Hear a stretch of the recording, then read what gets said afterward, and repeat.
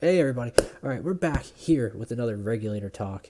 I got a good buddy Corvus from before. I think you were the first ever person I did Regulator talk with before.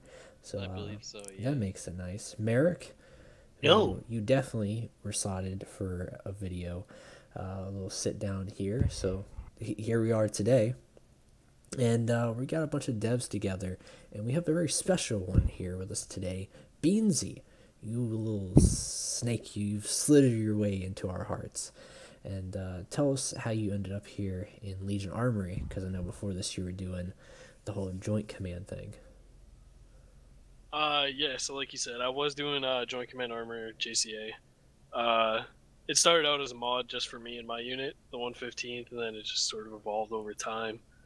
We didn't really have access to a lot of assets and stuff, and I guess I got on Corvus's good side, and he offered me and my devs a spot in SWLA, and in order, we wanted access to more stuff, so I agreed to it, and I've somehow worked my way up, and that's where we are now. In the long run, I guess that really paid off for everybody getting on the same page.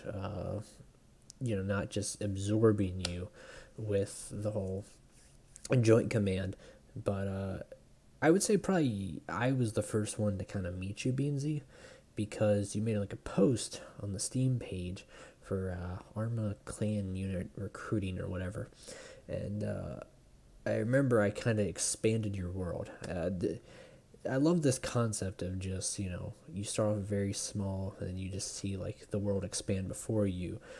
Similar sense to you're one guy in a unit, and then the commander views it a whole different way because he's one commander of an entire unit of many different units of communities, and then the whole mod community themselves. Now there's different mod communities from this. So I remember, you know, you had no idea that people were doing the whole Discord thing, and eventually, 115th, you guys started doing stuff. I think the first time we ever worked together was with Scarada. I'd call them like ISR's cousin that shows up on Thanksgiving. You guys, but we both got blonde hair and blue eyes, but my teeth aren't, all messed up. That's okay. But their teeth are a little crooked, but, we're still cousins, still family, even though we're over the creek, as I say over here. But, we all kind of got you involved in the community for better or worse. You got your feet wet with everybody, and how are you liking it now, working with Corvus and myself and Clock and all the other many devs that we have at Legion Studios? I enjoyed it a lot. It was, like you said, it was eye opening because I had never really experienced Starsim before I'd started my own unit. Mm-hmm. I was in the 212 briefly, but I just didn't like it, so I ended up leaving. Actually, Rasputin is my longest friend, and Uh-oh. He's dying on us. His internet. No. He's Perform dying. CPR. the 12, whatever. I'm not dying, I swear. We gotta hook the Ethernet cable right Oh, up you're to good. you. You're good. You're good. Yeah, so you're good for now. I'm very sorry with you and Rasputin. I kid. Dutch is great. There's a reference. Um, so Corvus, my friend, since the Yep. last time we talked, tell me, what have you been up to? At the time, maybe, I don't know, it might have been a couple months ago, honestly, or, months since we've done one of these together. We got, multiple developers here. I know we'll really tackle Legion Armory, but I kind of want to touch base with everybody because I think Merek's doing his own thing, or at least last time I remember. But last time we talked, you were doing the 506 thing. What are you doing now? Because Mhm. I heard a little rumor that you and Arkans were kind of merging together. So is that true? So What are you guys doing? on the 506th front, there was a merger that we did. It was for a number of reasons. One of the big ones being, um, I'm shipping off for the military relatively soon, and I wanted my unit to have a place to go. Um, and normally, I would have left it to my 2IC, but my 2IC had gone over there for the ARF program. and the only other officer that I would have really considered for it um, was Eagle, who did end up leaving about a week, actually not even a week, about 4 days prior to the 332nd, which really, hurt our unit specifically because we're dedicated airborne, and he was our only aviator, Yeah, and it was not the best time. So at that point, I looked to Arkans because he and I had been friends for a while, and I said, is this a viable option?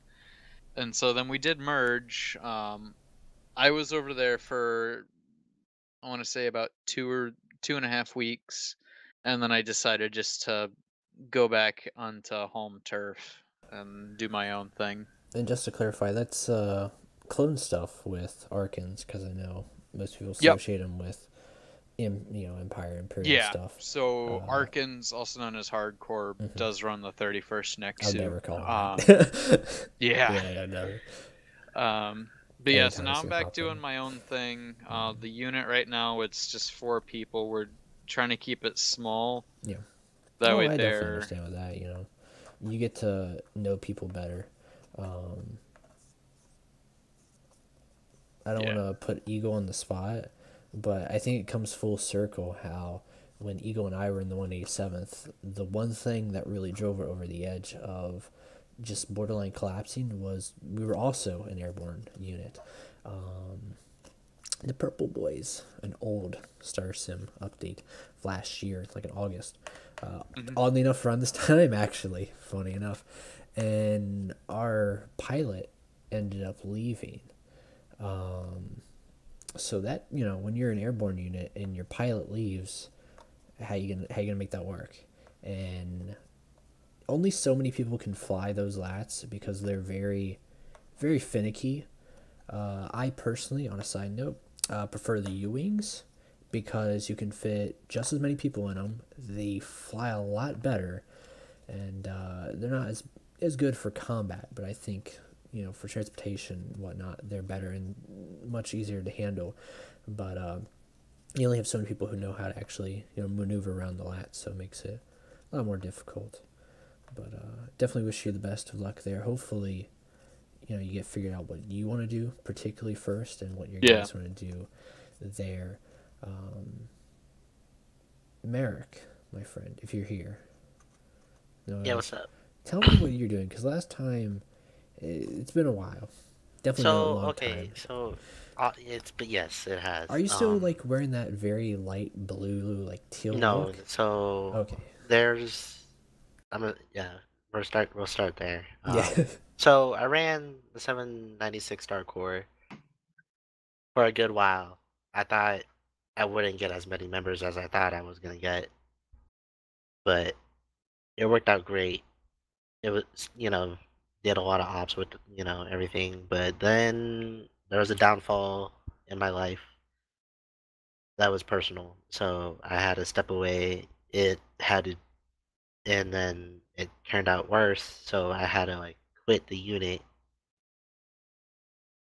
and bring it down the chain of command and just retire, which also led me to retiring my team lead position from SWLA because I couldn't do anything on my computer. And then, let's see, came back, went solo for a while.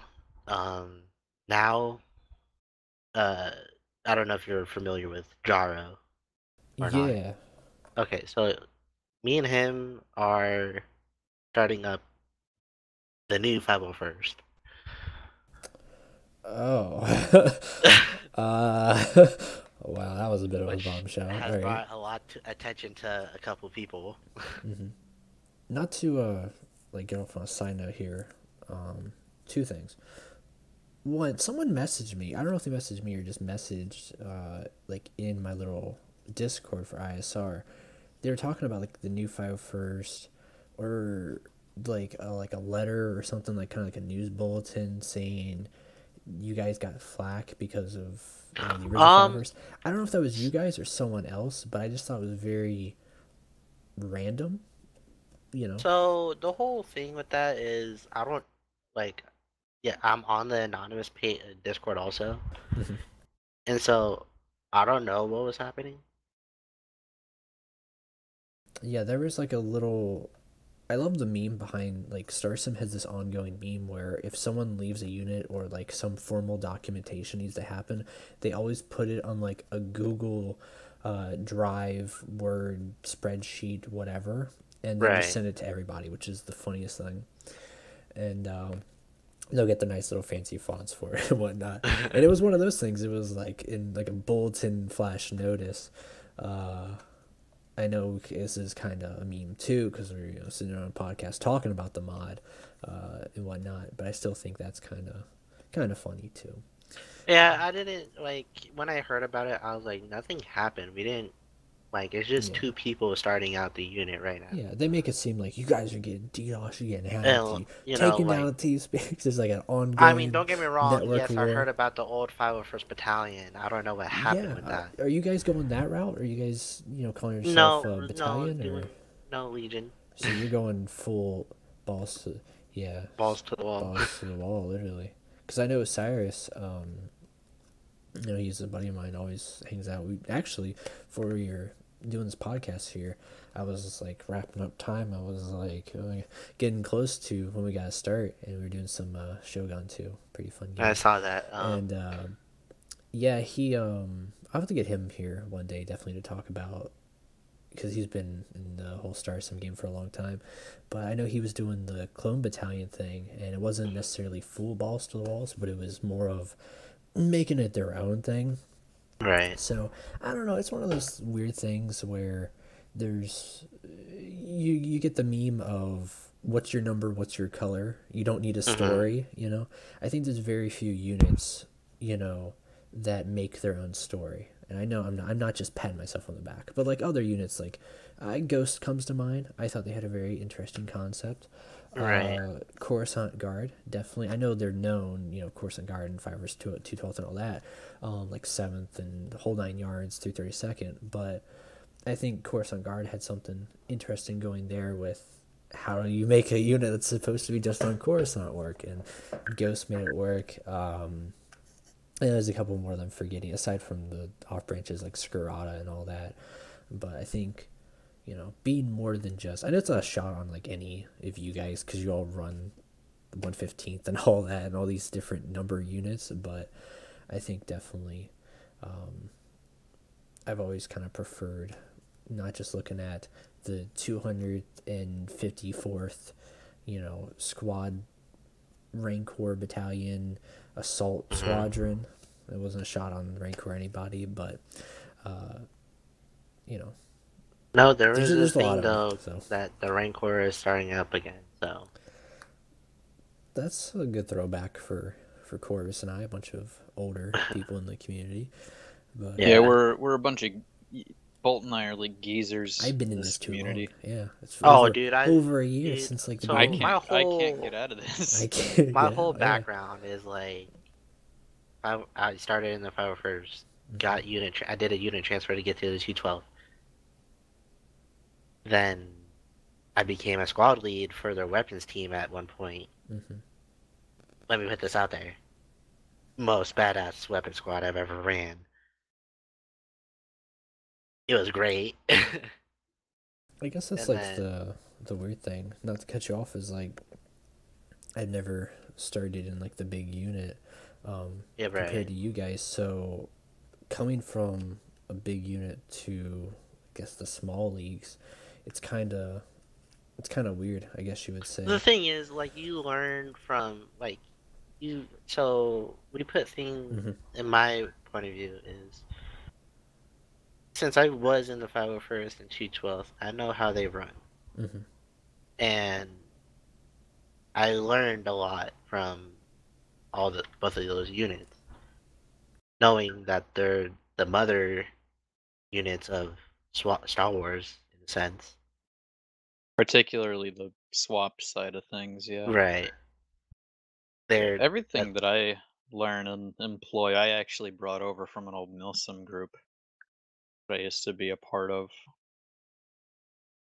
'Cause I never once went to a day of training in the 501st. I went from CR to senior trooper That was a different without a time day of too, though, training. because that was They had the yeah. weird 268th stuff for going on, or that Mhm. training battalion, or whatever the hell it was, which I think may have allowed me to kind of bypass the training, because I Mhm. was also going to be, I was going to be a pilot at one point, and then I decided, wow, this shit sucks. Yeah. So This I was last year, decided right? to go back to being infantry. Yeah, this was, Yeah. I think July of last year, actually. I think people, when we say old SWOP was so much different, I don't think they understand It just like how, like the 501st, like I was in the 187th, and even then I still saw 501st, 212th, 327th, like the whole 9 yards all played together. You know, now it's very, you don't really hear about 501st playing with anybody Yeah, except for randomly it's now, like 101st. yeah, a lot of the community itself, because there's this SWAP has this kind of xenophobia, or not SWAP, but I want to say Starsim. GARC units have a general, yeah, I mean it's more prominent with the larger units. Mm-hmm. Is units have a lot of like xenophobia towards other units, and yeah, there will Mm-hmm. be units that like to group together and Yep. do ops, which is, it can be a good thing and it can be a bad thing. But you have these larger units where they see it as a very negative thing, and I can see where they're coming from on Yeah. some points. But they also have to realize that it's a community that is much larger than themselves, and I don't want that to. yeah. Oh, sorry. Let's go over No, you. it's all good. I remember one time, Corvus. This will bring back a funny thing for you. I remember one time, a buddy of mine, Jay, was talking about how I don't want to misquote him, but I can't remember the exact number. I'm just gonna go with I think it was 70% of Starsim units, leaders or commanders are idiots or something stupid, Yeah, something yeah, funny it like was. that. And I That just wasn't laughed. the word that was used. It wasn't the word that but was used, but it was funny. yeah, and then He wasn't I too remember wrong. he wasn't wrong, 70's pretty but big, that's something that's 70 is a stretch, and even then that's something that you don't just generalize like that, especially like a statement, because the word that he used was a lot more harsh than idiot. and That's not something that you say to where the majority of the people in that room consist of that 70% that you're talking about. and I don't want to make this be a harp on 501st thing or tangent or anything, but I did see a video of forensics a while back where it was like so many colors and it had like 101st, 212th, and 501st, and I don't want to like make it some stupid like Starsim drama or whatever. There was a time where the 104th, with Kal-El, when he was first becoming commander, he wanted to get everyone together. And there's this beautiful video that I'm going to put over clearly where we did the Battle of Geonosis. It was your 321st, which I remember at the time, your 321st and the 21st, major beef, but you still worked together. It was, yeah, the 327th, beef there was because the 187th. 21st did their own commando This thing. was like the birth of ISR also, because at that time it was mostly me, Flash, and we were doing we were the Jedi for this Geonosis thing, and it was like at that time, that's when you say so many colors, so many communities brought together. To defend 501st also for saying that you can't really say 3 units is so many colors just because you brought in the 101st randomly. I don't even know how that happened, but I see why they're isolated. I've talked to Jay many times. We have a weird close relationship somehow, even though I've never been in the 501st. It was just one of those things where I respected him enough to give him a chance on his meet and greet day, for any of those that remember that. And I see where it comes from. I see the isolation thing, and I think long term, I think he's going to come around, because if he wants to make his own mod, he'll come around. Just like the whole premise, to go full circle segue with Legion Armory, is it wasn't just about, you know, 506 through 21st, ISR, the Coruscant Guard, Ghost Division, House Ren, First CB. It wasn't about on any of these units, It was about everyone together. It was about even 501st and 212th. Like, even though they believe in uniformity over uniquity, two varying degrees of the spectrum where I kind of see it, I want to value the individuals, but not make them kind of glorified in a sense where, okay, I made your armor, now you're going to leave and go to another unit, and I got to change your color palette, I got to change this, and,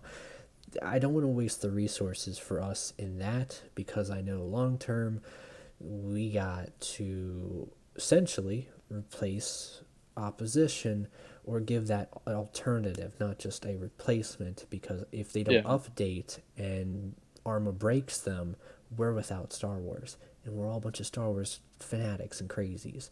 So I think that's where I give this beautiful segue to you, Corvus, and you talk about some of the wonderful things that we got planned, or we already have, I should say, that's right around the corner. We dropped the weaponry video today for you, or yesterday, because this video is coming out tomorrow, but we're talking about it today. We dropped the weaponry video for you guys. Big fun there coming around the corner. Hopefully you can give us some clarification on what's got to get rounded and roughed out there. You made me feel like I was 10 years old again, playing like Jedi Academy with the detonation pack. So go for it. What do you got for us, bud? So, first of all, I'd like to say that I'm glad that you really enjoyed the weapons. That's been our second crowning achievement. Our first being that we'd actually were able to release a mod in the first place. So everything that we've worked on now is kind of I don't want to say coming to a close, because that's not accurate. The swap dependency chapter for SWLS is coming to an end, and it is coming to an end very swiftly. It's actually happening a lot faster than I initially anticipated. And the reason for that being that, in terms of model development, there's been so much more content made than I initially thought would be possible within this time frame. Our lead modeler, Desi, has made well over 60 entirely new models for us to use, and most of those are for maps and prefabs and stuff like that, and a pretty decent chunk is also character models and just everything. Everything is, it's there, it's just that it has to be put in, which is the tricky part when you're running a mod with, 3 people that can do coding. Where we have Beansey, who is the dedicated project manager for SWLA now. So he's going to be the person in charge of updating the armory piece. And then now you have Rasputin and Clock, who are focusing on the rest of the project. And kind of going back to what I was saying with us ending swap dependency is, um, a couple days ago, we released a teaser image for our new Phase 2 armor, which we're really excited for, because not only does that signify that, we're there, we're different, and we're working, but it's allowing so many more options for people to have content exclusive to them. Right now, while we're dependent on swap, we're very limited with what we can do in terms of the armor, because the armor right now, as a lot of people know, um, there's not a lot of uniquity that can be done. There is uniquity, but not as much as there could be, because the shoulder pads are, it's the same part of the UV mesh. So what that means is whatever you texture on one side, it automatically goes onto the other. That's the same with the legs and the upper arms by the biceps. It is all the same UV map, which means that there's not a lot of room for customizability. Now, if you go and look at, the little preview that we released, if you look closely, you will see directly on that we are able to color one side of the armor without it reflecting onto the other side of the armor. And the same is now true for weapon holsters and pauldrons. So making this new Phase 2 armor alone has been a huge thing for us, because now we're free from that vice with SWOP, with the armor. And realistically, the only other obstacle that we have to overcome, since we have working weapons now, is OP4. Mm-hmm. And as you've said multiple times, you don't want to get into Starsim until there's good running OP4 and we are completely separate from SWOP, which, again, we're much closer than people actually realize, because our development process is completely closed off from the rest of the community, because SWOP likes to put out images of what they're doing, and we do that too, but we don't put it out in excess. We put it out when we have it to a point where we're very comfortable to show what we have, because we're confident that it's going to work and it's going to look nice. SWOP, for the most part, works in some areas and looks nice in other areas, and that's not, it's a little bit of me kind of throwing shade on it, but we're so much closer to not being able to have to depend on them for our stuff to work. For vehicles, we already have a whole bunch of vehicles done. They just need to get coded. We're redoing all of our armor right now. So every single armor that you see in SWLA right now, all those models are all getting redone, other than what we've already made in-house. And it's nice for us to finally be able to say that, this is it. SWOP will no longer be the only mod that provides this level of immersion.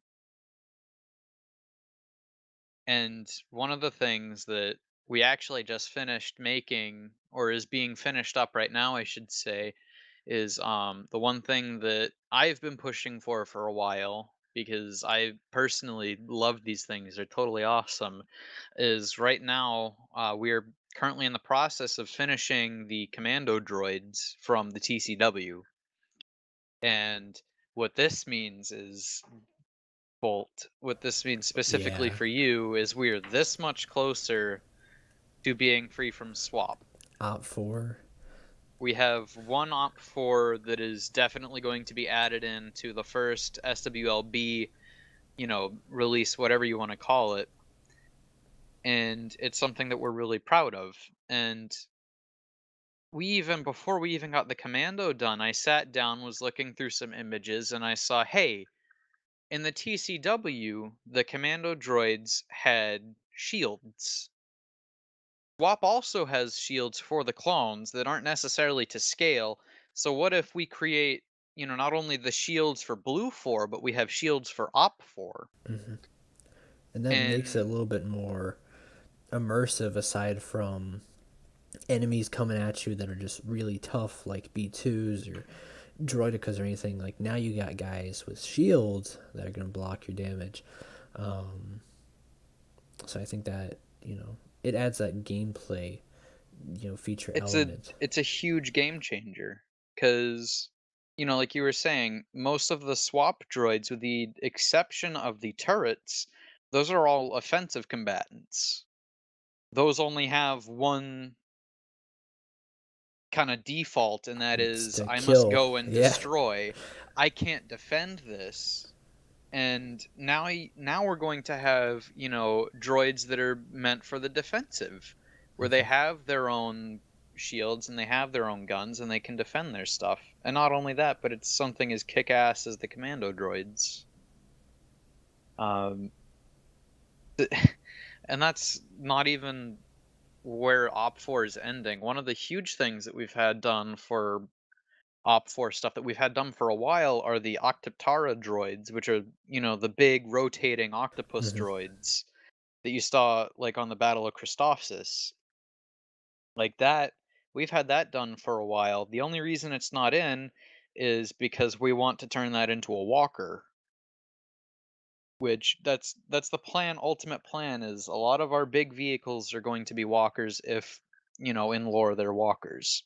We're very much striving to be accurate not only to the lore but also to what the fans want. So Hmm. it's just that feeling like, yes, I feel like SWOP is more focused on, the Blue Force side for the Clone Wars and, the Op 4 and Blue 4 with the GCW era. But then you look at the droid side with SWOP and you have to realize just how underpowered that is as a military. Like, and just to be completely honest here, they only really have a handful of actual droid combatants in You the got, mod. let's see, you got normal. The big one is the B2, because one B2 will slaughter everybody now, sadly. Yeah. Which I'll be very interested to see how long term we're thinking with the B2s.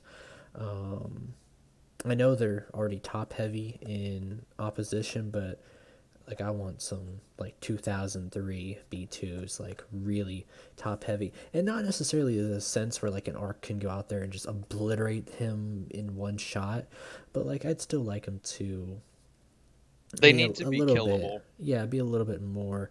I um I was testing with the grenade launcher, and it was just those things took a beating. Like with grenade launchers, like even with putting down a det pack on them, like they take a beating. And so I understand where some droids have to be like that when it comes to like crab droids and definitely anything really like Hellfire Walker, stuff like that. But I think a droidica definitely, if he's not shielded properly, could get destroyed with a det pack grenade launcher very simply. I don't think they're any more special than a B1. B2s, they're top heavy, so I understand, but they should still Yeah. be able to. I know it's all They're Arma's weird with head calibration or whatever with headshots and trying to get that to work on a little tiny head for a B2, but it should be, the armor shouldn't be as like too crazy. Basically, is what I'm yeah. trying And to that's say there. the thing. That's the other thing we're doing is one thing that we're doing is we're not only looking at the current what SWAP has for their armor base, which that's what we're putting our baseline at, is we're looking at what they have and what we can do better from that. So what we're trying to do is we're trying to scale armor to kind of even the playing field. So what that means is a B1 in theory should be able to take just as many shots as a normal clone trooper if you want a fair and balanced fight. So that would mean that if you're going to go down because of a headshot from a droid sniper, like one shot from a droid sniper, I'd say is enough to kill a clone right now. However, if you apply that same logic with a clone shooting a droid, the droid gets right back up. Yeah. And so that's what we're trying to do is we're trying to scale everything so that everything is moving up at a nice slow incline and not like you have your clones way down at the bottom and then your droids cranked way up to 11. Hmm. Everything needs to kind of be balanced on par with one another. And that's what we're trying to do is uh to kind of quote Star Wars, we're trying to bring balance to the force. Speaking of Trying to make sure that everything is right there. on par, this is a really hard segue, so I hope you guys are ready for this one. Umbaran assets. That was a really rough. That was a uphill battle to get that one to So segue. But I know, because I'm on the Trello. I know that and people have talked about Umbaran earlier in the mod, but I think now that we're really hitting for Blue 4, Umbaran, maybe independent. I don't know. if they're straight op4, but what are you So what's our the update on that? plans for Umbara is, and I kind of want to lean away from this just for a second. So what our plan is for our base mod is this. Our base mod is going to include all of our absolute basic assets that all our dependencies are going to run off of. So what that means is all of our large maps are going to be included in the base mod, and any small maps that we want to develop will be located in a separate mod for maps, similar to Cup. Now, the one thing that we're excited for is we're doing something when we haven't really decided on a term for it.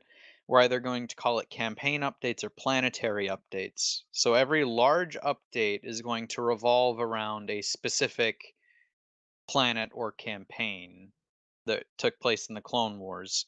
And we're not going to be doing Geonosis first because, and you can weigh in on this, Merek and Beansey, but I feel like we're all kind of tired of Geonosis this, Geonosis that. Like, it was, don't get me wrong, it was a very important battle, but it's Mm-hmm. been overused. And, Way too overused. And I think we yeah. had our big. I know some people, and it's been a long time since we've done it, definitely, because most people might not even remember old 104th. But I think we had our really big moment where that got the community together. I mean, Are you talking Dark old 104? No, Or back when the Cal's 104th 104? was the before 31st. Yeah, before Callow's 104th. When Callow was doing 31st, transitioning to Yeah, see, I took a 104th. break between. Yeah. And I'm really So- sorry you missed that, because that was crazy. That was probably one of the best join offs I think I've ever gone to.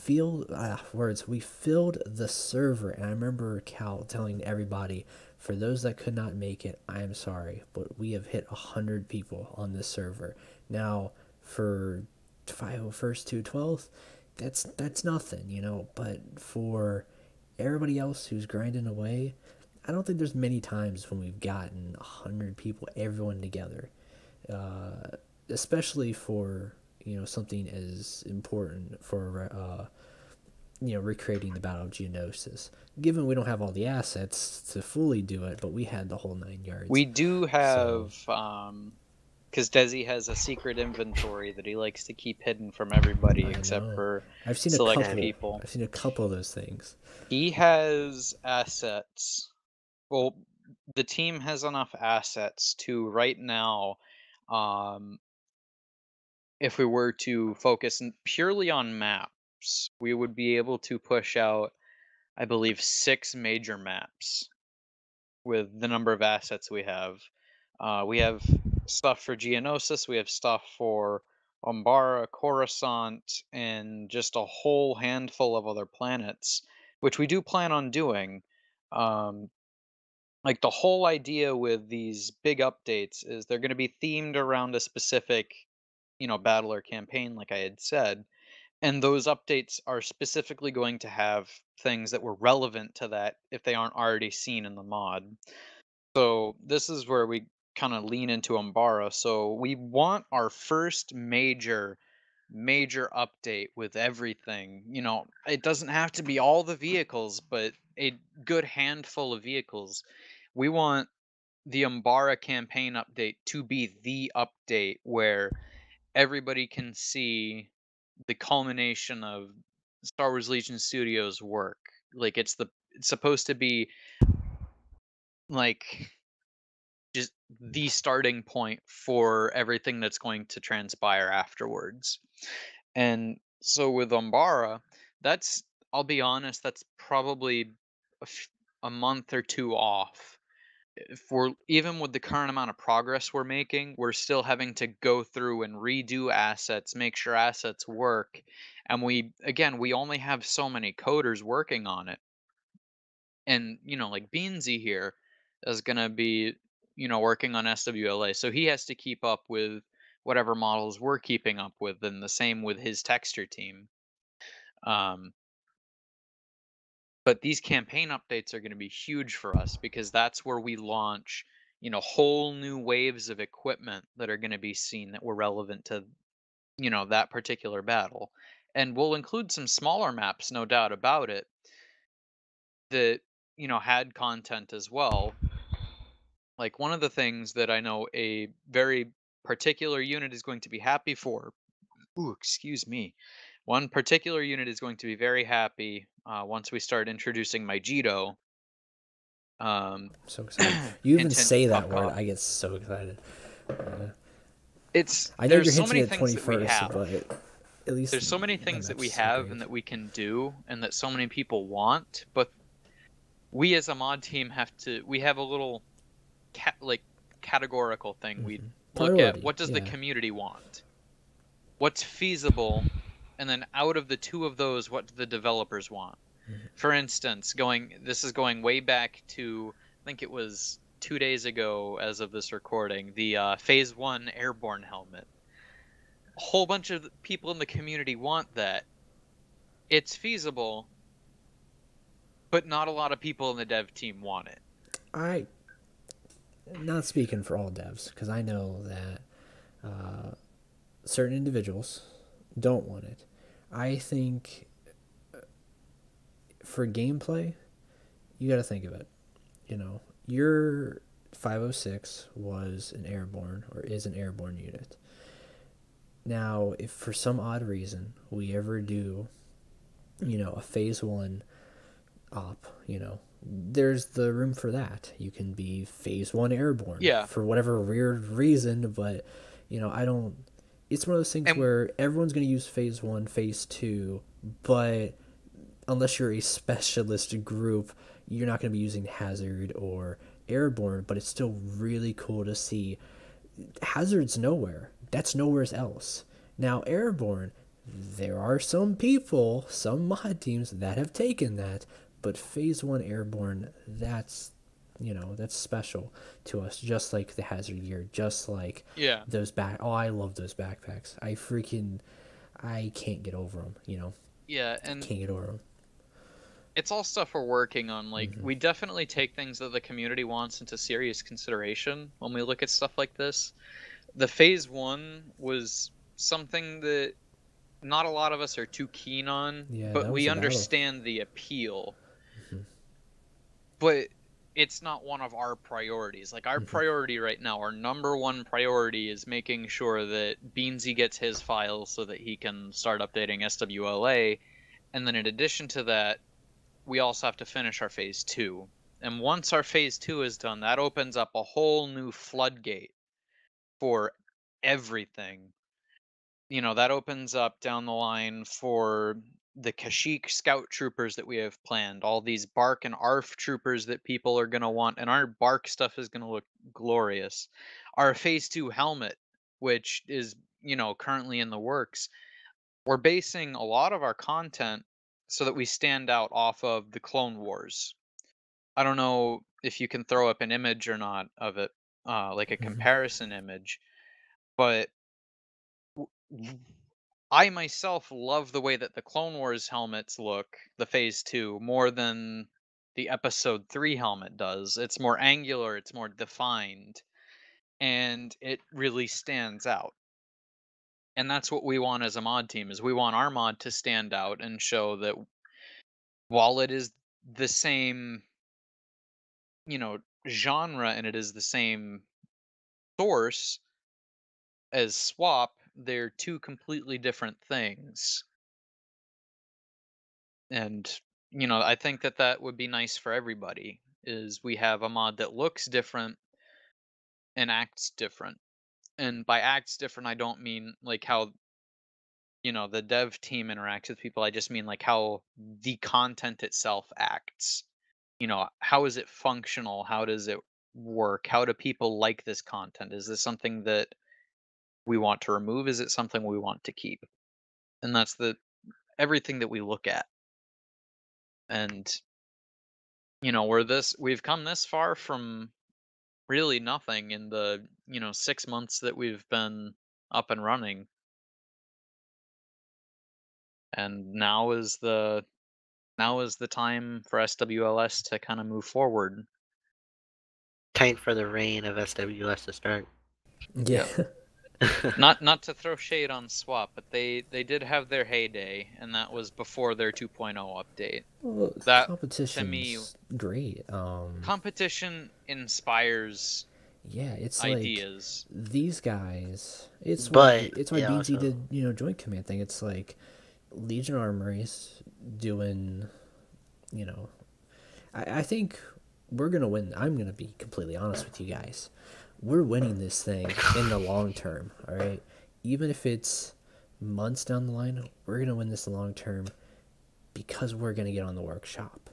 That's the thing, all right? That's the key This to this isn't whole full thing. shade on SWOP, but SWOP has the advantage because they were the first. It's just like the 501st and 212th. And They were the first. Yeah. Merek, you may honestly do the 501st better. You won't do it Oh, yeah, we in won't- we stronger won't be the numbers, first. but in terms of you'll be the 501st, that offers airborne, that offers commandos, Jedi, Hazard. You will offer them stuff that the 501st, I'm gonna be honest, they're not going to use in our mod, but it'll be there. It's whoever did it first versus whoever did it more effective. So there's numbers and strength in SWOP, but in the long-term run, that's going to make people leave because of how it's done.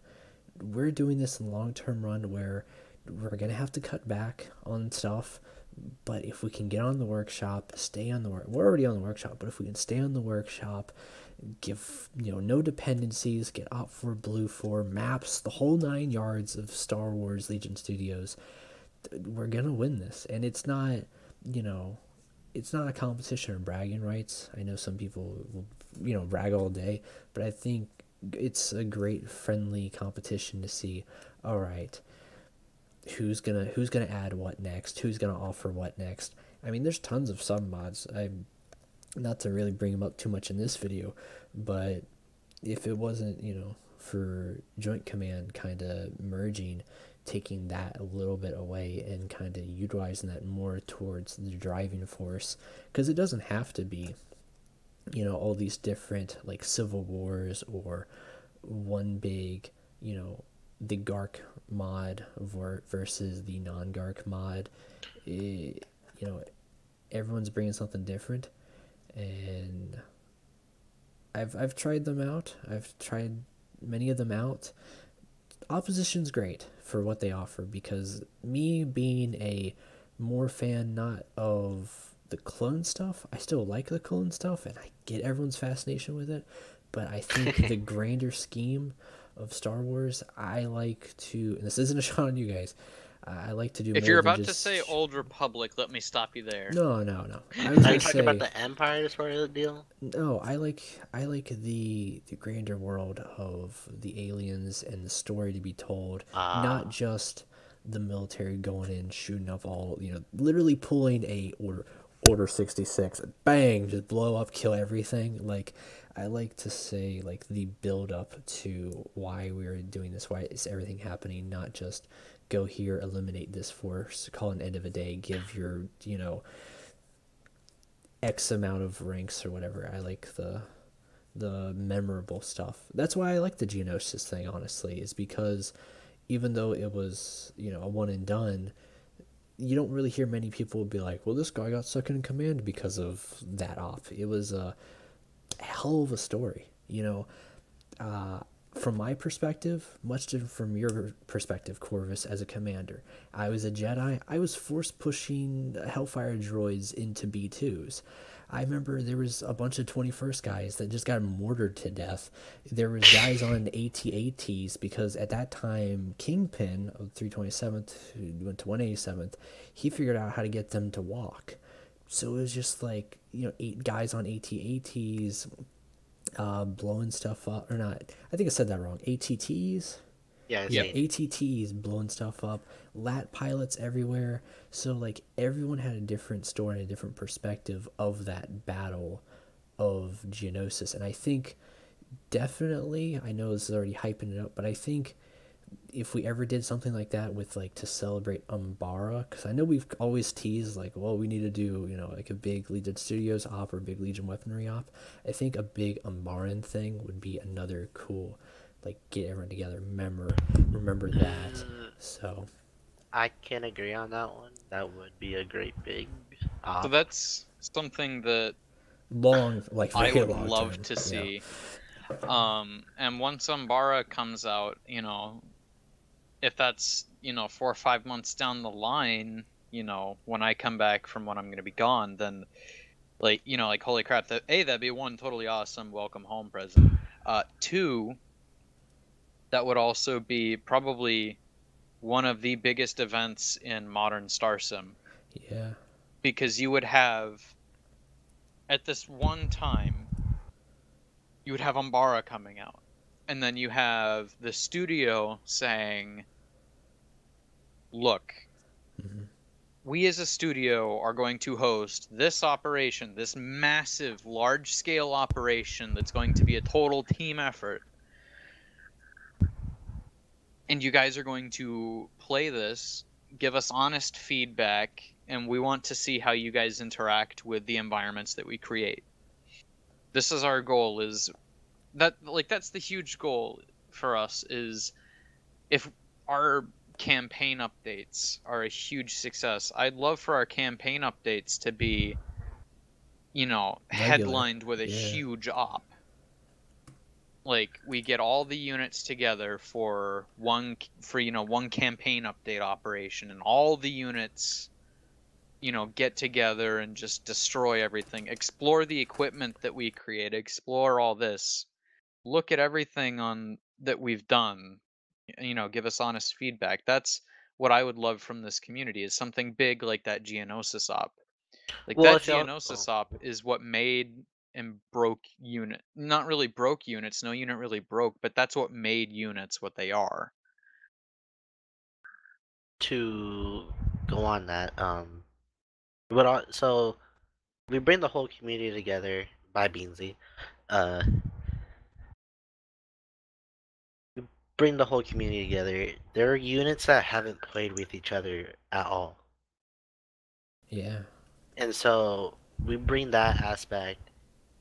Units are going to interact with each other. Who knows? They might like each other. It depends. Yeah. Yeah, like, Merek and I's, you know, kind of friendship in Starsim kind of kicked off with one joint op, where it was pretty much him and I against a whole town of Seppies with nothing but, we had, like, nothing but, he had nothing but a grenade launcher, and I had nothing but a Z6. Or no, it wasn't a Z6, it was the Vulcan. Yeah. Because that's like my signature weapon at this point, is the Vulcan. I love that thing to pieces. And then my signature weapons are like the DC-15 with the grenade launcher. Yeah, which, you know, once the weapons comes out, oh man, units have crunch time to figure out how they're gonna implement all that. Yeah.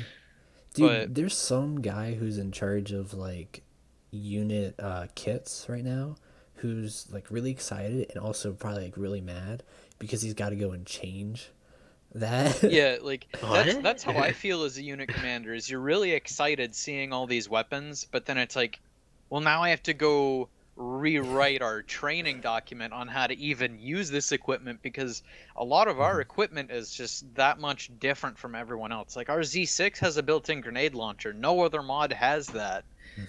You know, we have ZH-73s, which is a weapon that up until like this mod came out, almost nobody knew anything about. Yeah. And you then know, there's like, we got the Westar M5. Ooh, that Westar.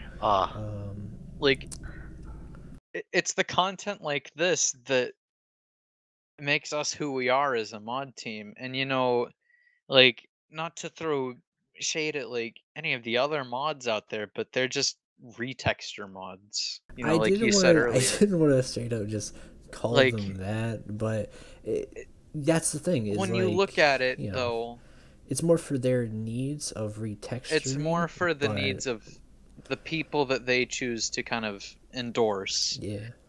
And, you know, like with SWLS, right now we do have one affiliate mod that, you know, we said, you know, hey, so we have these new assets coming out, and I noticed that you guys have a mod specifically for your unit.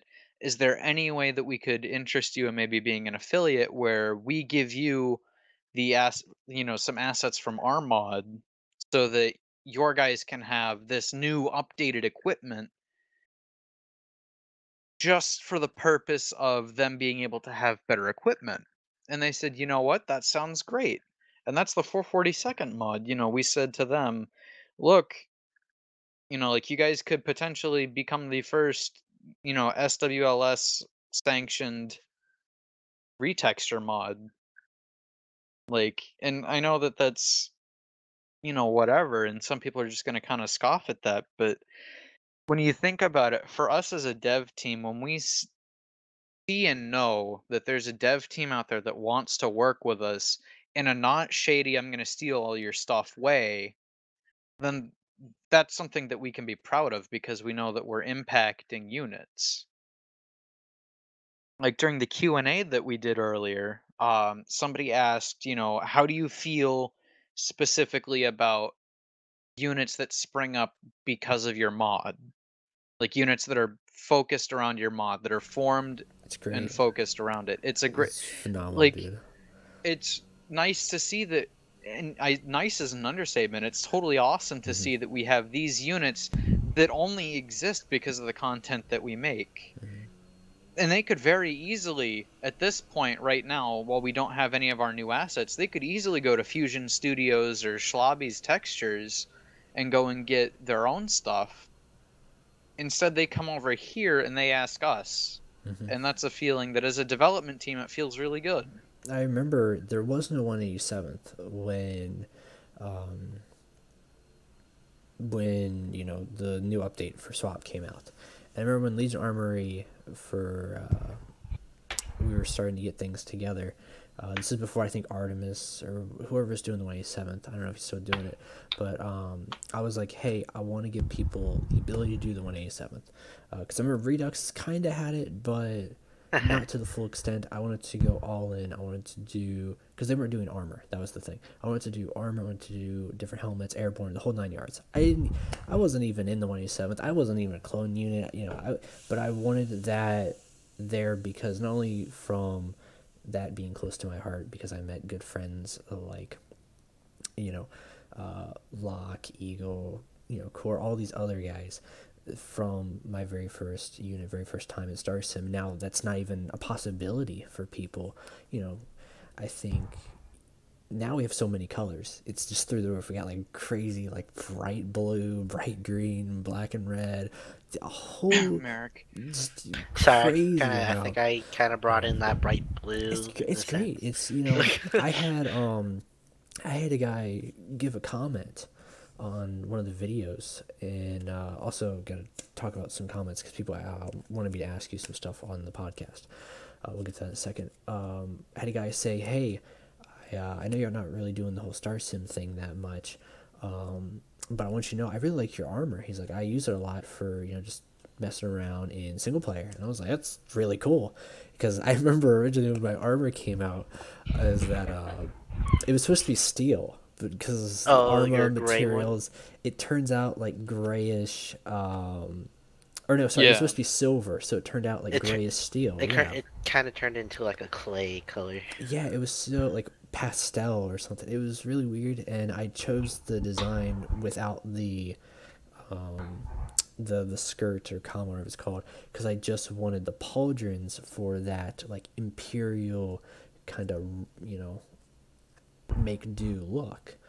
But yeah, guys, I want to hit over to all the questions if you guys got anything aside to talk about for a second while I pull this up. I think the big thing that I want to say more to kind of units, because this is another kind of thing that not everyone agrees with that SWLS is doing. And by SWLS, I mean it's something that we as the head devs and myself in particular are kind of enforcing, and that is kind of the rule of one. Um, And it's an unpopular rule that we have, which is in order for units to be supported by us, they have to have no other way of having their content being provided to them. And that's really getting hammered on when we get, Yeah, the big and phase 2 models and everything. yeah, and people don't like that because they think that it's unfair. Like a big example, for instance, was First Commando. They wanted specifically one or two Commando arc gear. gears. They just wanted arc gear from us because, Blast Tech Armory already had Commando stuff, which that's a whole other discussion for that. Yeah, right. Yeah. Involving a lot of methods that I don't endorse or approve of.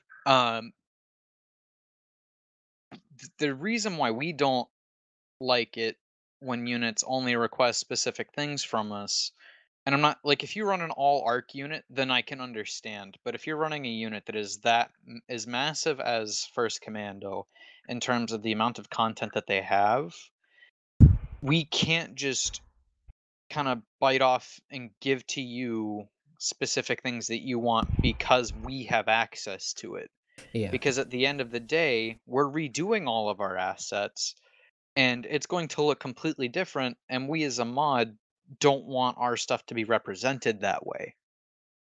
Like we're planning to have completely different arc gear at the end of the day, which a lot of our models are very different from SWOP. So if you have arc gear, SWLS mark arc gear mixed in with SWOP phase 2 armor, there's a huge difference and it is noticeable.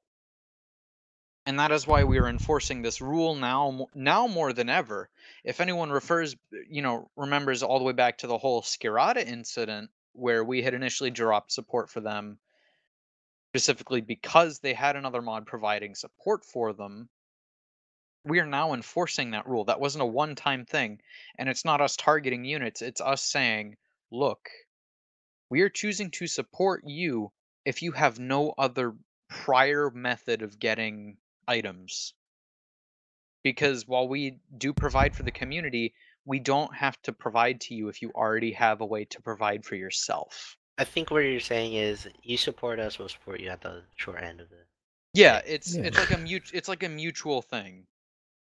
We support you if you support us. And that's us choosing to support you if you support us. It's a business if you It, look at it that way. the way it, I mean, Corvus, quote me if I'm wrong, but like SWLS, we put our own time into this whole thing. If someone isn't gonna, if they just want a certain thing, that's just gonna take the texture person's art time Yeah, away that from doing takes a time away different from project. us, and we like to invest completely in our client units. We like to invest that amount of time because it takes us, on average, anywhere from 1 to 2 hours to complete an armor set, depending on the complexity of it or just anything else going on with it. If the person, after it's finished requests a retexture, then yes, it's annoying and we'll still do it unless it's really absurd. And to be frank, doing certain designs takes so long Yeah, because like if you look at the 796 stuff, like that, not to throw it under the bus because this is a perfectly good example.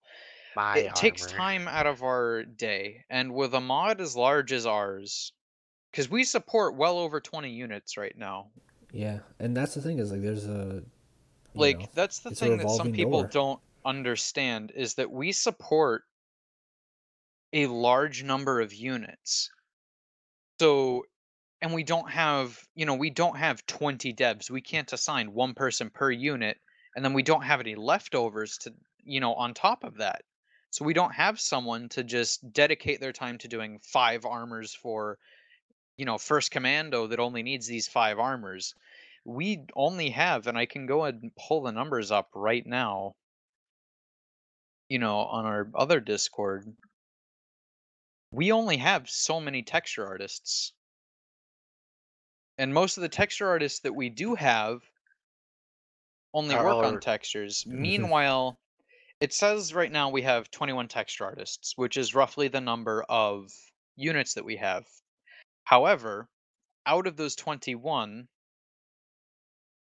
there's people also working on like there's models and half of know. those people are head developers and model developers. It's something that people don't understand. At the end of the day, we only have 10 or 11 people doing textures for approximately 21 to 22 units. It takes time to work on those, which is what irritates people, because our texture artists, like Zero, for instance, Zero is right now working on 3 different units textures. He does 506th, 332nd, and 104th, I believe. So he does 3 units textures, and he is one person, and he has to get all the textures done for those units done before the next deadline. So it's not, yes, we seem like the bad guy, but everything is done for a reason, which is why we have the one or the other rule. It's we don't have enough time to pick out what you want for your unit if you're getting something from somewhere else that could easily, and no offense, but I'm going to completely throw someone under the bus, not naming them. You could easily go and look at how to do it yourself. If your mod doesn't know how to do 1.5 helmets, like we're using class inheritance, go look up how to use class inheritance. That is literally how you will do everything. That's why we're a swap dependencies, because we're using class inheritance. I think the 6-shooters ran out of bullets, my friend. Maybe there's one in the chamber, but not many people get that reference. But just take the time to do your research. This is probably a thing because I know you're on fire already. So I'd love to hear this one. There was a thing brought up with I think it was with us developers actually a while back, a couple of days ago, with supporting units versus supporting individuals. What do you think about that one? I'll let Merek actually speak on this one first, and then I'll go with mine, and then we'll go with yours for head dev, because it, makes more of an impact. I used to be a team leader for Legion Studios, actually, fun fact for those that remember, but I actually stepped down because just time gets busy and whatnot, and it is still a lot of responsibility, and it kind of gives me like that step back to be like, look up and say, because when you're looking all the way up, it's hard to look down, because you don't want to look down, but if you're looking back and looking up, it's much more easier to give your input and shout at the wall, just like when I say, when are we getting independent, when are we getting off for, all that, so... eventually someone will hear you. So, Merek, what's your thought on, supporting units? Say, I don't want to throw any unit under the bus. I'll just give like a normal one. So, like, say you support like ISR as a unit, a very stable unit, even though we're not really a unit anymore, just the gaming community. A very, a stable unit compared to one that just popped up, or one that's always going on and changing colors, compared to supporting an individual who is always in the community, but his unit just tends to die. What are you leaning on there? What are your thoughts on that? So so like how you said, units changing colors or units dying off and then starting up but changing colors and stuff in names.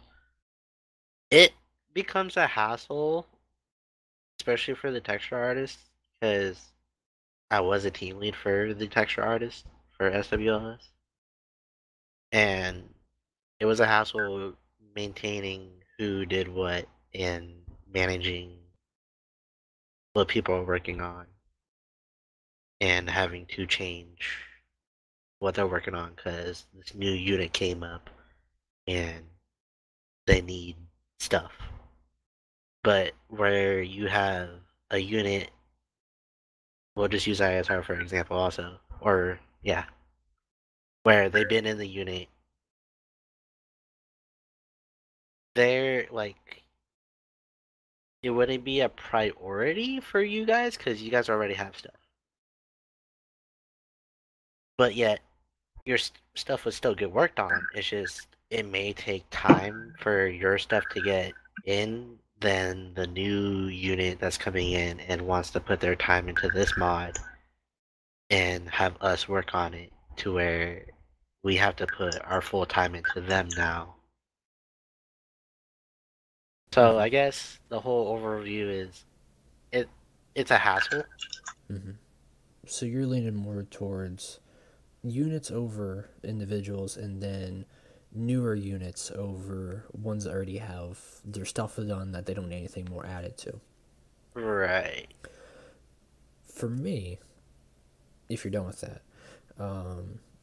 for me, I look at it as let the retexture mods do the rest, in a sense that I think there needs to be like a hierarchy. It's one of those things that's really hard to define. I'd say, the ones that always are there, whether they be the 104th or whatever, like the ones at top. There's why there's so many 104th things.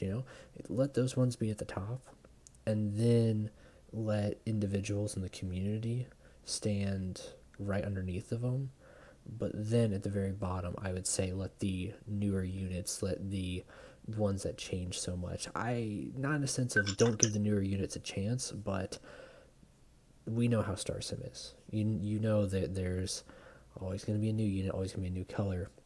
And I think for that, instance, if they want to complain that there's not so much stuff of theirs, there's always a color. There's always a base design. That's why I'm very much, I say you can work with someone else's units colors until you get your own defined. There's so many different options, and I think if they really badly wanted to get their retexture, there's other alternatives. And I think that's where we would need to put the assets in terms of texture artists. We already have so much clone stuff done. Take a step back from that. Start working on Op 4 weapons, rest of that. I'm a big fan of custom weapon textures. I don't want to make it seem like it's like CS:GO, with a whole bunch of 50 bajillion different designs on weapons, but already having a wooden stock, go golden, DC-15, the whole 9 yards. I think stuff like that, especially from a storyline guy, I think there's a lot of cool stuff to work with there, with making it feel like this is my armor, this is my gun, this is my whole kit. This makes me in Starsim for the uniquity of your character that you've built.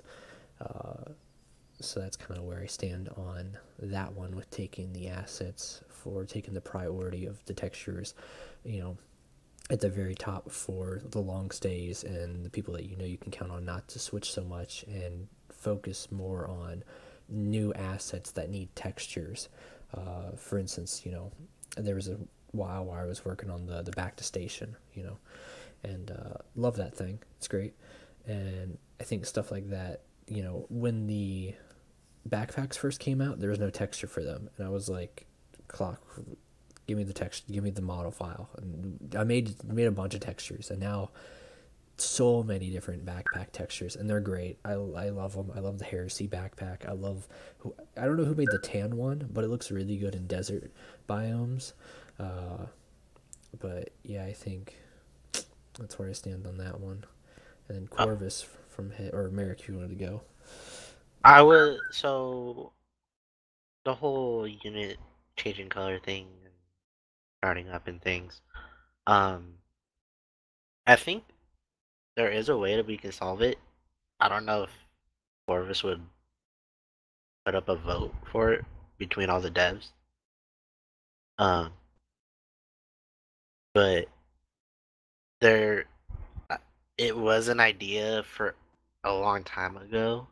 But like, if a new unit's gonna start up and they want to get supported by us, I would say let's just make a base color stuff for like they have like their medic, their trooper, the basic stuff, Yeah, like trooper, sergeants, corporals.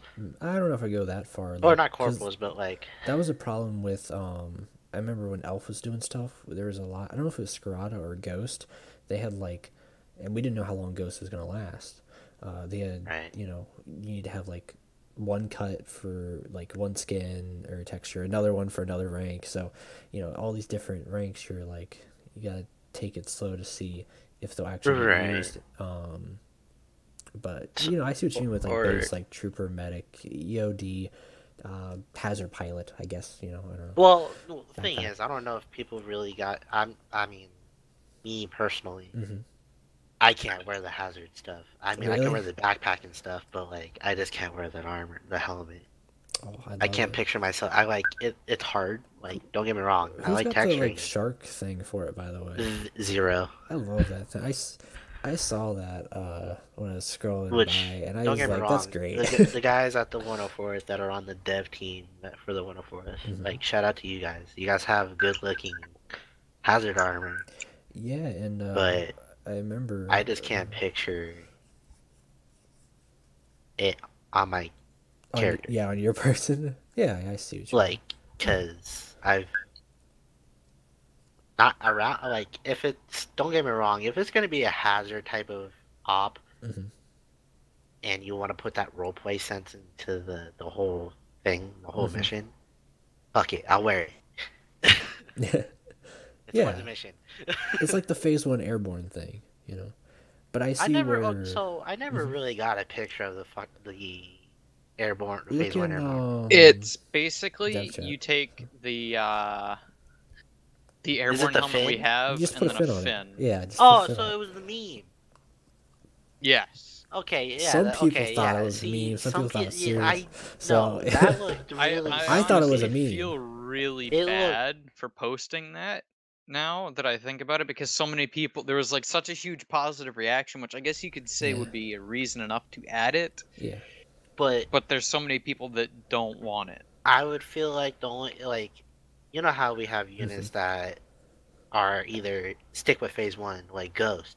Yeah. Or the Phase 2s where everybody's doing it. Yeah. But the Phase 1s, I can see Ghost doing that because they're Phase 1s. Yeah. But how many units do you see that are wearing Phase 1 armor other than Ghost right now? Not too many. I wouldn't know. And I know I know this because I've been looking at the Trello and talking to the everybody in the dev team. No one's making Phase 1 armor. And so, like, I wouldn't see why we would put that Phase 1 helmet in. It's a weird thing.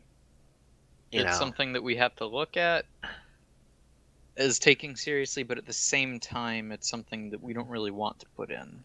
It's something I brought up with Scythe, though, was if you have someone new on the texture team who's, like, trying to figure out how to texture, let him work on that and figure it out. And if he made something that actually looked decent, put it in, But if he didn't, well, he at least learned how to texture off of something that may or may not get used. So. Well, on top of that, like, on top of, like, new people that come into the dev team, we do have trainers. Back when I was a team lead, and this is how I got my team lead position, I think Corvus. I don't know. Yeah, because Merek took the initiative to go and teach people how to do things. I taught a class of like 10 people, and Corvus was a teacher that he helped out. But like, before the 104th guys they came into the dev team, but they were so new and didn't know how to texture. After that class, I completely felt bad for Clock and everybody else because I started I started a fucking monster.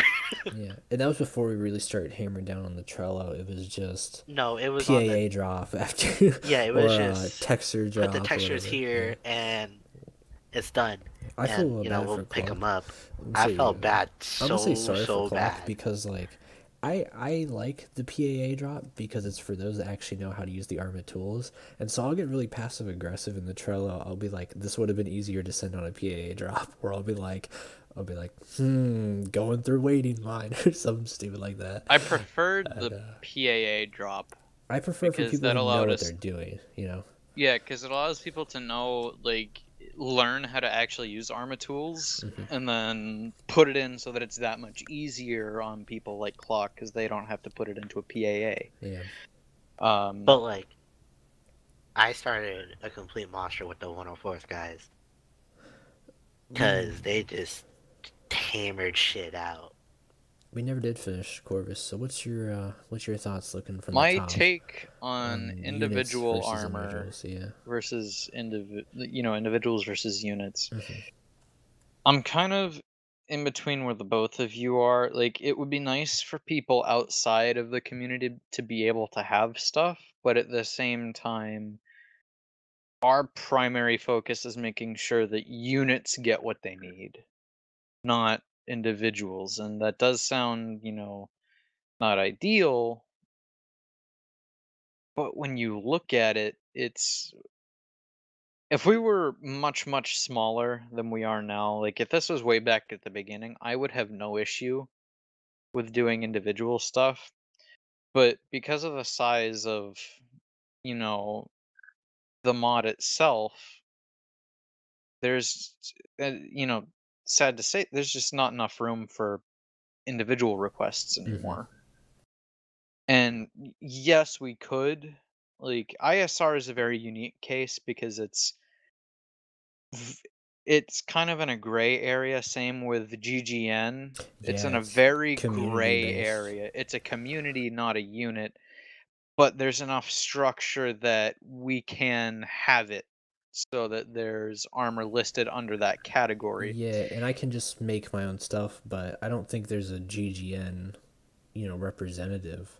So, it makes it a lot Yeah, more it makes tricky it area easier there. if it's a community requesting things versus individuals. Because then at least we have an idea on, like who's actually requesting stuff. And not only that, but this all goes back to the argument earlier with the one or none is we don't have enough texture artists for that. And just recently we, as actually circa 2 days ago at the time of this being uploaded, we as a development team said we are not taking on any more developers because once we release this new phase 2 stuff, that stuff is getting locked up and secured, you know, as much as you would for grandma's chicken recipe. Like that's Yeah. it's something that's what's gonna make us us. And you know, we don't want to take on more developers at this point because it's more of a risk than it would be a benefit. And people could make any sort of argument saying that it would be better and that they want to help. But from a security standpoint, it's more of a liability than it would be a benefit. Which is why when it comes down to units versus individuals, unfortunately, units take priority in this. Hmm. And I think I can back up Corvus on that security Yeah, thing. because we We've don't got have enough people and we don't have enough right. time. I actually have something interesting about to bring up after this recording, so it's for closed doors. So only. But oh, yeah, it's just go bolt. it's for it's a security idea that I just thought of. Aside from the one that we already tried. Make sure you write it down so you don't forget. Yeah, well, we gotta go through these questions also because I'm like. Yeah, we'll talk after. So let's go through a couple of these questions and I'm just gonna read some stats off real quick on the video for the latest Star Wars Legion Armory update 0.9.4. We gotta update the TeamSpeak by the way because it has the 0.9.3. Of course, you guys, if you've already seen it for the video, thank you. 122 views in one day. That was pretty big. I'm not a crazy huge YouTuber. I got roughly almost 2K subs. We got one dislike. One guy sent out the brigade and got angry and gave it a dislike. 11 thumbs up, so we're doing something right. Of course, thumbs up and comments and views don't always equate to each other because there's always, I'm kind of like a person who, I watch a video and I like it. I don't actually give a like or a comment. I'm just like, that was a great video, and I just was a view, So, it's similar with the Steam Workshop. The way you actually see who really enjoyed it, not only from favorites, but are seeing how many subscriptions you have and retentions there. So like I said, 122 views, 11 likes, 1 dislike, 7 comments though. Most of them were pretty much like, hey, We love this mod. Like Patchwork of the 81st. Shout out to my good bud there. Neat, they did a decent job. This is sick from Markinator Jones. I don't know if he's even with the unit. Aiden Mapstone wanted to know what Legion are the guys on Op 4 supposed to be. I said that they were a fan-made force for PvP. I can't remember who I quoted for that one. So Clock kind of created that as so that we have some kind of Op 4 for people to use for more PvP scenarios, or if you wanted to do like a PvE thing using just our stuff. It's more, I believe it was more to test, Op 4 stuff for us. So that's what that was. We got 506 just went through a massive restart. There's not a lot of us left from Blaze Maze. I don't know who that is. It could be one of you for all I know. Zombie Slayer from the 21st. Shout out to him. I've known him a long time, actually. Back when he was like a CR. Of the old 21st, under it's like 5 liters ago. 21st medical team does not use back to just saying this is a side, this is a whole different conversation for just gameplay mechanics and how we kind of want to change the game. That's why we have back to stations. Showcase that. I showcased it more in weaponry, but I showed like a quick look at it. I showed it was actually used in weaponry video, but in this one I actually showed the texture of it and everything. We also got the medical container and the droid, which you can plop it down with. It's great. I think it's ace interaction. It's great. I love it.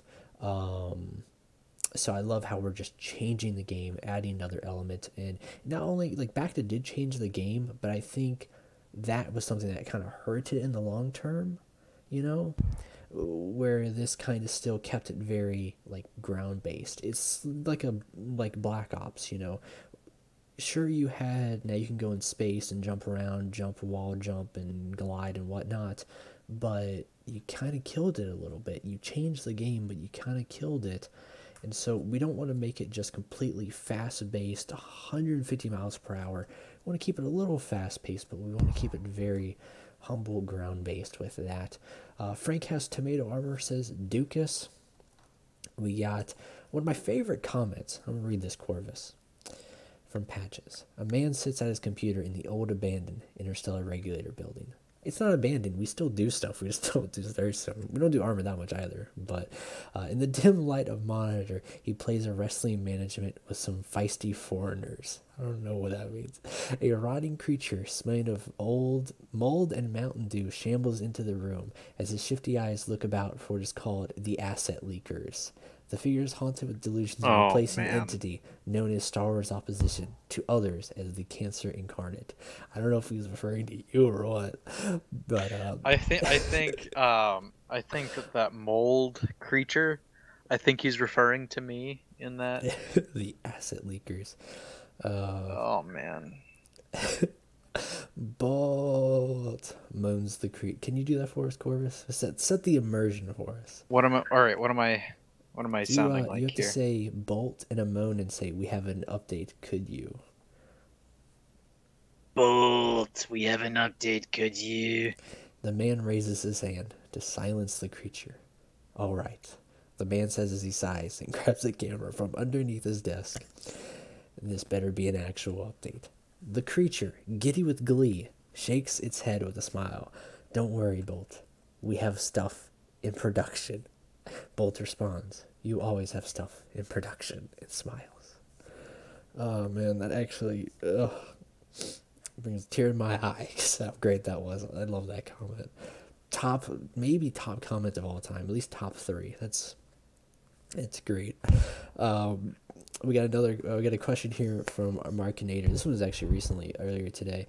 I love your stuff. I absolutely love it. But could you make these squads and stuff instead of having to place down a single 25 units?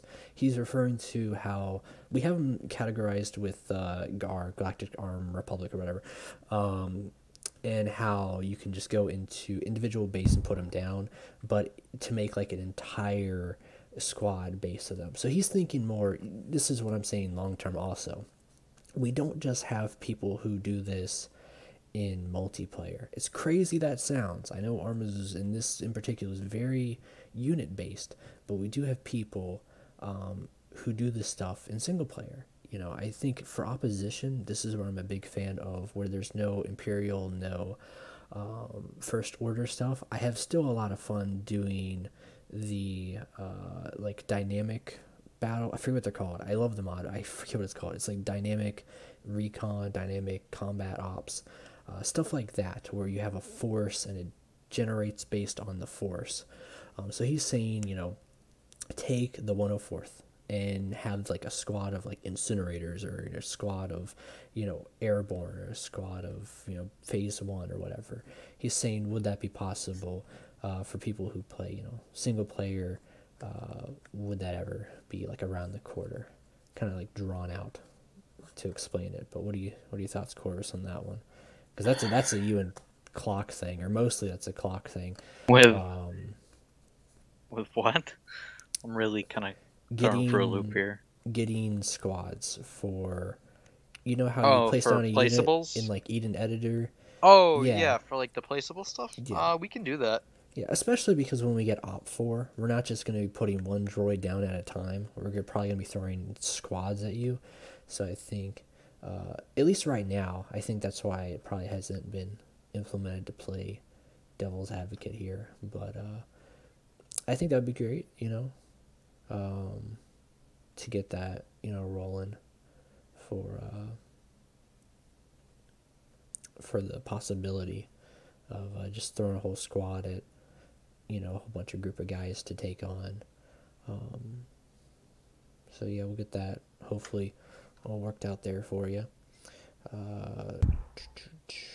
People were asking, by the way, about the mod getting removed from the workshop. Do you want to clarify that on them? I think that's the last thing. So yeah, that's the last thing there, because they were asking from what the old update happened to this one. with the whole workshop thing. So somebody was very upset that they violated our Discord rules enough times to warrant them being removed in accordance to our community guidelines, which are on the Discord that you can read through. It's not some hidden ancient lost tablet somewhere in the middle of, you know, the desert. It's there for everyone to look at. So they violated our community guidelines multiple times. We warned them, we gave them multiple chances. They chose to ignore that. So then we removed them from the Discord. And the huge thing that they were doing was they were complaining that we shouldn't be focusing on anything other than people's custom armors, because nobody cares about anything else. And you know, that sparked the whole argument where they just kept breaking rule after rule after rule, using insults and acting completely unprofessional. And so we removed them from that, and I started talking to him, and then he was very angry that he broke our rules and was getting punished for it. So what he decided to do was he decided to write a nasty letter to Disney, not waiting for us to procure any documents, like demanding that we procure documents for him to look at and for him to root through. And he was really just kind of trying to, I don't know if it was kind of to shake me up or anything like that, but he was really going at it and just saying, you know, like, well, where are these documents? I need these documents. I'm on the phone with Disney. Then he changed his story to I'm emailing Disney. Then it was I'm, you know, messaging Disney through whatever. And I'm sitting here, and then I'm looking up half these documents that he's asking for, and they don't even exist anywhere in any sort of legal capacity. And then I confronted him and said, look, you know, we're operating under fair use. And he said, no, you're not. You have to have this license for fair use. And it was, again, a license that doesn't exist. Not to I throw called him out on it. a lot of other people under the bus, but we're just a bunch of poor college students, mostly, you know. So, like, we ain't making no money from this at all, you know. We do this just because we're a bunch of nerds playing Arma, and we want more stuff. That's the thing. And so, yeah, no one's... I can't stress that enough. I mean, trust me, guys, if I was making money, I'd have a Domino's pizza, and I'd be posting pictures about it, but I don't. So, not sad about it. I'm just happy I'm not getting sued. So, Corvus, you want to continue more on that one? So, and it was just, it was such a ridiculous thing. And then I said, you know, I'm not the person that has the documents right now. The person that has them is Smith. You know, you're gonna have to talk to him. And he's at work right now, so he can't really talk. So you're gonna have to wait. And then he said, I'm not gonna, you know, act according to you guys' schedule. And then went and quote unquote submitted it. I don't know if it ever got submitted or not, but I did hide the items on the workshop for a period of approximately 24 hours so that we could read over and redefine any of the fair use information that was on the workshop page and to make sure everything was accurate, because that was a legitimate concern of ours as well. And everything is up to code. It was up to code in the first place, and that person has since been removed from pretty much everywhere. So that's why that was down. We don't really know if it was filed or not, because then when SWOP confronted him about it, because um, as much as I don't like SWOP, I will say that Valmoric did say more or less, you know, if you attack SWLA, you're attacking everyone, Yeah. and said that, you know, that's not okay. And then he said why I didn't even submit it. So now we have like two different stories as to why that was. But, you know, bottom line, we just, as a safety measure, went and made sure that everything was up to date. Everything was up to date, and then I made it so that everybody could view it again, and that's how that went.